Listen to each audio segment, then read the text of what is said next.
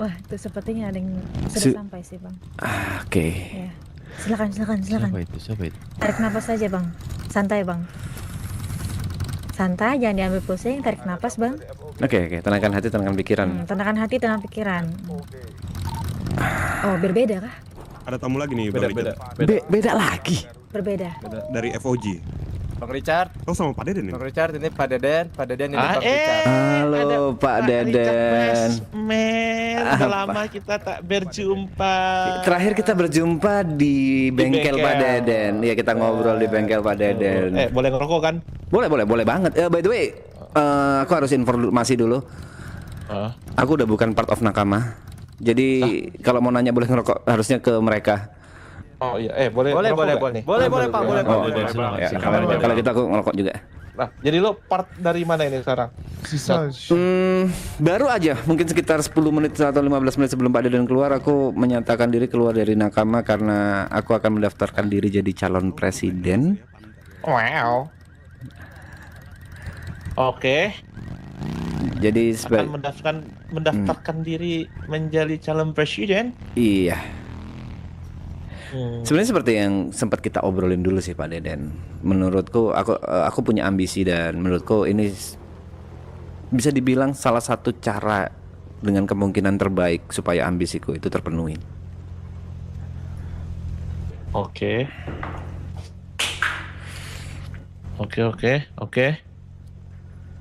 Pak Deden sendiri nih. Pak Deden sendiri udah punya. Ini jujur aku agak kaget karena tadi Asep menawarkan apakah aku ingin bertemu dengan Pak Deden. Ya aku bilang aku amat sangat willing to bertemu dengan Pak Deden. Tapi mungkin agak mendadak dan agak mengagetkan ya. Aku langsung tutup poin nanya, apakah Pak Deden sudah punya political stance untuk Pilpres ini? Sejujurnya ada, namanya itu Pak Idra untuk calon presidennya. Idra, oke. Wakilnya itu namanya Opik Suro alias Babe. Oke. Nah, sebenarnya pada awalnya bisa dibilang ini menjadi calon mutlak satu-satunya dan bisa dikatakan aklamasi lah. Oke. Itu harusnya. Cuman kan yang namanya politik ini kan dinamis ya. Ya apapun bisa terjadi kan. Oke. Nah, di saat kemarin itu gua kan udah lama nih nggak ke kota kan karena gua ada kesibukan lah.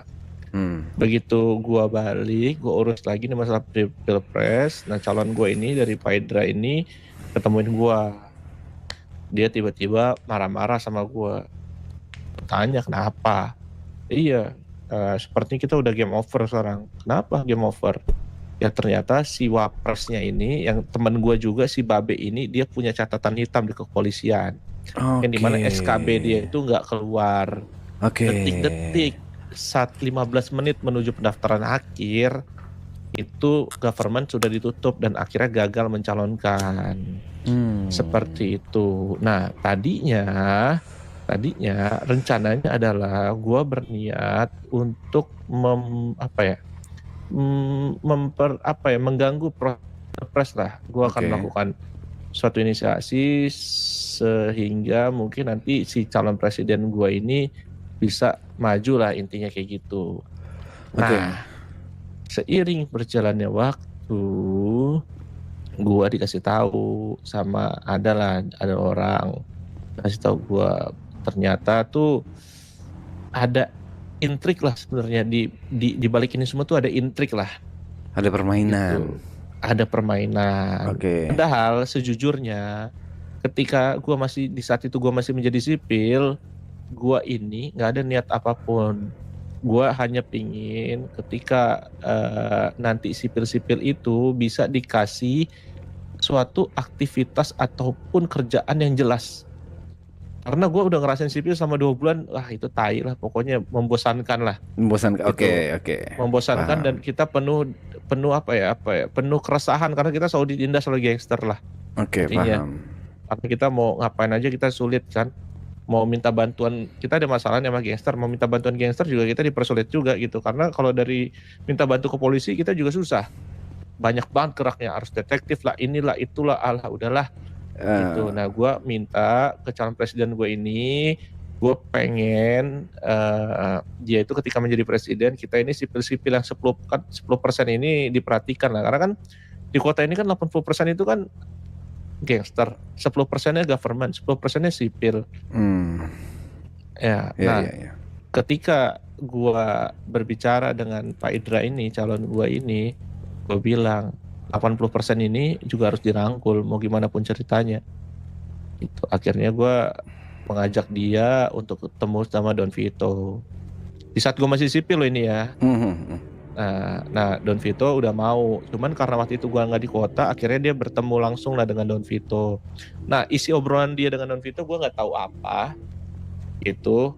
Jadi ya sekarang kayak udah game over aja sih kayaknya. Kayaknya gue calon gue ini Pak Idra ini juga nggak bisa. Lu juga emang mau nyalon nggak bisa, Cat? Udah tutup, Cat. Oke, jadi kenapa aku memutuskan untuk mencalonkan diri sebenarnya barusan aja sebelum Pak Deden datang ke sini itu Pak Menteri datang, Menteri Pertahanan datang ke sini. Siapa? Bezon. Don siapa tadi? Sorry, guys. Gogo. Don Gogo. Don Gogo. Siapa lagi tuh? Baru Bukan denger gue Don Gogo. Gogo ya intinya Menteri Iya, Pertahanan. namanya Gogo. Heeh. Baru ya? Kenapa ada Donnya anjing? Soalnya yang gue tahu di government itu hanya ada Pak Idra, Pak Fezon, dan juga Pak Sugi. Setahu gue. Gue nggak pernah ada namanya yang kenalan itu ataupun pernah bertemu dengan pihak government yang namanya Don Gogo. Gue nggak pernah sama sekali. Baru ini gue dengar namanya Don Gogo. Ditipu kah guys? Nah, bisa dijelasin nggak tuh? Dia baru kah apa gimana? Aku nggak tahu tadi. Bentar, aku nanya tadi siapa yang gimana ceritanya si Gogo bisa datang ke sini ya? Juan, silakan.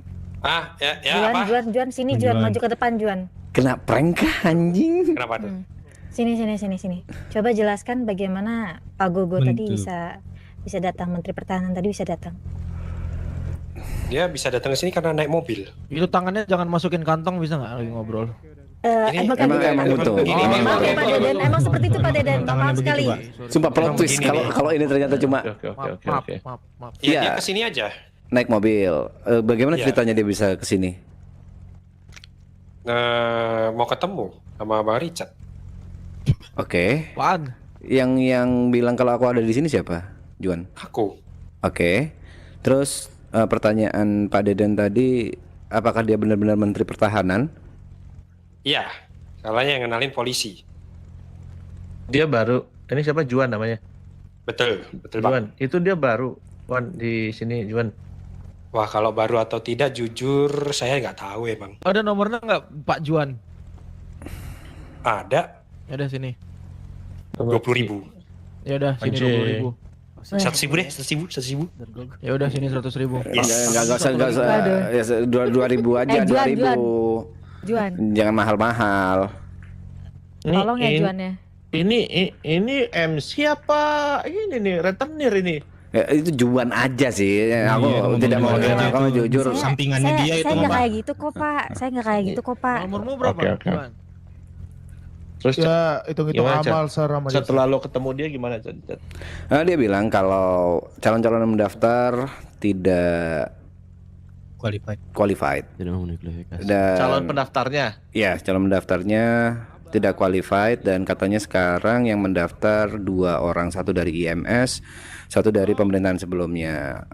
Dia bilang kalau pendaftaran ini diundur dan bisa dibilang mengharapkan aku untuk mendaftarkan diri seperti itu. Karena itu tadi aku melepas vesku, keluar dari nakama dan menyatakan di depan anak-anak, di depan Menteri Pertahanan kalau aku willing untuk mencalonkan diri jadi calon presiden.